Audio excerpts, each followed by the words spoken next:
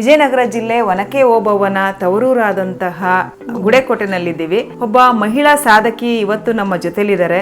ಬನ್ನಿ ಅವರ ಕಿರುಪರಿಚಯ ಮಾಡ್ಕೊಳ್ಳೋಣ. ಮೇಡಮ್ ನಮಸ್ತೆ. ನಮಸ್ತೆ. ನಿಮ್ಮ ಪರಿಚಯ ಹೇಳೋದಾದ್ರೆ? ನಮ್ಮ ಹೆಸರು ಎಂ ವಿಶಾಲಾಕ್ಷಿ, ಡಾಕ್ಟರ್ ರಾಜಣ್ಣ ಅಂತೇಳಿ. ನಮ್ಮದು ಗುಡೇಕೋಟೆ. ಮೇಡಮ್, ಗಂಧದ ಗುಡಿ ಅಪ್ಪು ಸರ್ದು ಶೂಟಿಂಗ್ ಇದಕ್ಕೋಸ್ಕರ ಸ್ಥಳಕ್ಕೋಸ್ಕರ ನಿಮ್ಮ ಮನೆಯವರೇನೋ ಸ್ಥಳ ಎಲ್ಲ ತೋರಿಸಿದ್ರಂತೆ. ಯಾವ ರೀತಿ, ಏನು, ಹೆಂಗೆ? ಪುನೀತ್ ಕರ್ನಾಟಕ ರತ್ನ ನಮ್ಮ ಪುನೀತ್ ಸರ್ ನಮ್ಮ ಗುಡೇಕೋಟೆಗೆ ಬರೋಕ್ಕಿಂತ 1 ವರ್ಷ ಮುಂಚೆನೆ ಅಮೋಘ ವರ್ಷ ಇದ್ದಾರಲ್ಲ ಡೈರೆಕ್ಟ್ರು, ಅವ್ರು ಬಂದುಬಿಟ್ಟು ನಮ್ಮ ಮನೆಯವರು ಒಬ್ಬ ಪ್ರೊಫೆಸರ್ ಕಡೆಯಿಂದ ನಮ್ಮ ಮನೆಯವ್ರ ಲಿಂಕ್ ತೊಗೊಂಡು ಫಸ್ಟು ಗುಡೇಕೋಟೆಗೆ ಬಂದು ನಮ್ಮ ಹಸ್ಬೆಂಡ್ ಕರ್ಕೊಂಡೋಗಿ ಅವರು ಸುಮಾರು ಸ್ಥಳಗಳನ್ನು ಆ ಬಂಡೆ ಮೇಲೆಲ್ಲ ಒಬ್ಬ ಅಜ್ಜ ಇತ್ತಾನೆ, ಆ ಅಜ್ಜ ಮೊನ್ನೆ ಪಾಪ ತೀರ್ಕೊಂಡೋದ, ಅದು ಎಲ್ಲ ಶೂಟಿಂಗ್, ಅದು ಪ್ಲೇಸ್ ಎಲ್ಲ ತೋರಿಸಿದ್ರು. ಮತ್ತು ಇಲ್ಲಿರ್ತಕ್ಕಂಥ ಕಲ್ಚರ್ ಏನೇನಿತ್ತಲ್ಲ, ಇದು ಚೌಕಾಬಾರ ಆಡೋದು ಮತ್ತು ಪ್ರತಿಯೊಂದು ಇಲ್ಲಿರ್ತಕ್ಕಂಥ ಕಲ್ಚರ್ನೆಲ್ಲ, ಮತ್ತು ಆ ಪ್ಲೇಸ್ ಪುನೀತ್ ಕೂತ್ಕೊಂಡು ಟಿಫನ್ ಮಾಡ್ತಿದ್ದಾರೆ ನೋಡ್ರಿ ಬಂಡೆ ಮೇಲೆ, ಅದನ್ನು ಮತ್ತು ಜೋಡಿ ಕಲ್ಲು, ಅವೆಲ್ಲ ಪ್ರದೇಶಗಳ ಇದು ಸ್ಥಳಗಳನ್ನು ನಮ್ಮ ಮನೆಯವರು ಫಸ್ಟ್ ಅಮೋಘ ವರ್ಷ ಸರ್ಗೆ ಕರ್ಕೊಂಡೋಗಿ ಎಲ್ಲ ತೋರಿಸ್ಕೊಂಡ್ ಬಂದಿದ್ರು. ಈ ಪ್ಲೇಸಿಗೆ ಬಂದಾಗೇನೆ ನಮ್ಮ ಮನೆಯವರೇ ಫಸ್ಟ್ ಎಲ್ಲ ತೋರಿಸಿದ್ರು. ಅದೊಂದು ನಮ್ಗೆ ತುಂಬಾ ಹೆಮ್ಮೆ ಅನ್ಸುತ್ತೆ. ಪುನೀತ್ ಅವರು ನಮ್ಮ ಜೊತೆ ಇಲ್ಲ, ಪುನೀತ್ ರಾಜ್ಕುಮಾರ್ ಸರ್ ಅವರು. ಯಾಕಂದ್ರೆ ನಮ್ಮೂರಲ್ಲಿ ತುಂಬಾ ಜನ, ಸಾವಿರಾರು ಜನ ಅವತ್ತು ಸೇರ್ಬಿಟ್ಟು ಪುನೀತ್ ಸರ್ ಬಂದಾಗ ಸಾಕಷ್ಟು ಖುಷಿಯಿಂದ, ಈಗಲೂ ನಾವು ಹೆಮ್ಮೆಯಿಂದ ಹೇಳ್ಕೊಳ್ತೀವಿ. ಗಂಧದ ಗುಡಿ ಗುಡೇಕೋಟೆ, ಇವಾಗ ನಾವು ಅದು ಫೋಟೋ ಸಮೇತ ನಾವು ಅವ್ರ ಜೊತೆಗೆಲ್ಲ ಫೋಟೋ ತೆಗೆಸ್ಕೊಂಡಿರೋದು ಪುನೀತ್ ಸರ್ ಜೊತೆಗೆ. ಅದನ್ನ ನಮ್ಮ ನೆನಪು ಮರೆಯಲಿಕ್ಕೆ ಸಾಧ್ಯನೇ ಇಲ್ಲ. ಅದು ಒಂದು ಇತಿಹಾಸನೇ ಆಗಿದೆ. ಗುಡೇಕೋಟೆ ಇತಿಹಾಸನ ಪುನೀತ್ ಸರ್ ಬಂದೋದ್ಮೇಲೆ ಇನ್ನು ಹೆಚ್ಚಿನದಾಗಿ ಬೆಳಕಿಗೆ ಬಂದಿದೆ ಗುಡೇಕೋಟೆ. ಎಷ್ಟು % ಮಾಡಿದ್ದಾರೆ ಮೇಡಮ್ ಗಂಧದ ಗುಡಿ ಮೂವಿನ? ಗಂಧದ ಗುಡಿ ಅದು 1.5 ಗಂಟೆ ಇದೆ. ಅದರಲ್ಲಿ ನಮ್ಮ ಗುಡೇಕೋಟೆ ಮತ್ತೆ ಗುಡೇಕೋಟೆ ಸುತ್ತಮುತ್ತ ಪ್ರದೇಶದಲ್ಲಿ ಒಂದು 10 ನಿಮಿಷ ಜಾಸ್ತಿ ಇದೆ. ಸಿನಿಮಾದಲ್ಲಿ 10 ನಿಮಿಷದ ಹೆಚ್ಚು ಸುತ್ತಮುತ್ತನೇ ಇದೆ.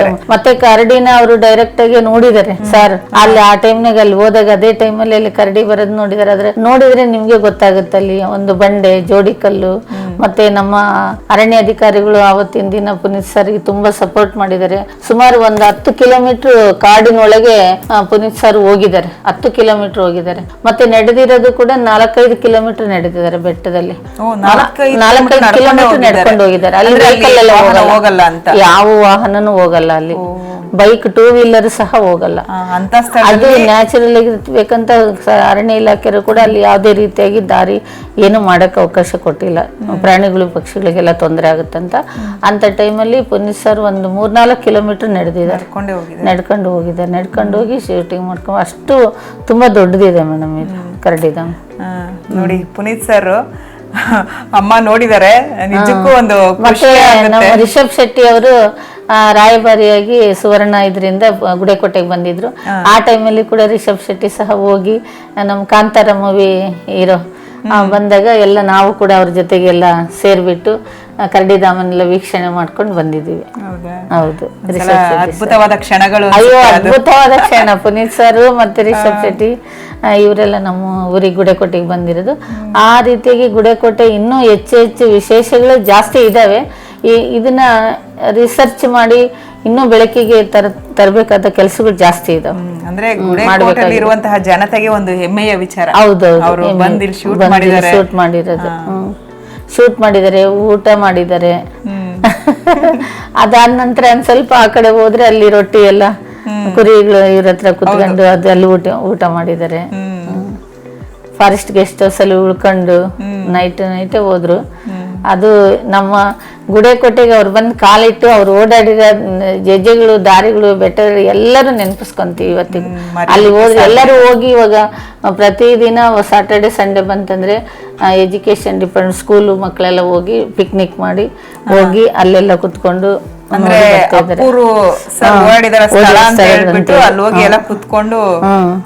ಮತ್ತೆ ಅಲ್ಲಿ ಇದು ಇದೆ, ನಮ್ಮ ವೆಹಿಕಲ್ ಮಾಡಿದ್ದಾರೆ, ಕರ್ಕೊಂಡು ಹೋಗಿ ತೋರ್ಸ್ಕೊಂಡ್ ಬರ್ತಾರೆ. ಅಂದ್ರೆ ನಡೆದಂತ ಸ್ಥಳಕ್ಕ ಒಟ್ಟು ಕರಡಿಧಾಮ ಅವರು ಶೂಟಿಂಗ್ ಮಾಡಿರ್ತಕ್ಕಂಥ ಸ್ಥಳಕ್ಕೆ ಎಲ್ಲರೂ ಹೋಗೋಗಿ ನೋಡಿ ಬರ್ತಾ ಇದ್ದಾರೆ. ಆ ರೀತಿ ಹೆಸರಾಗಿದೆ.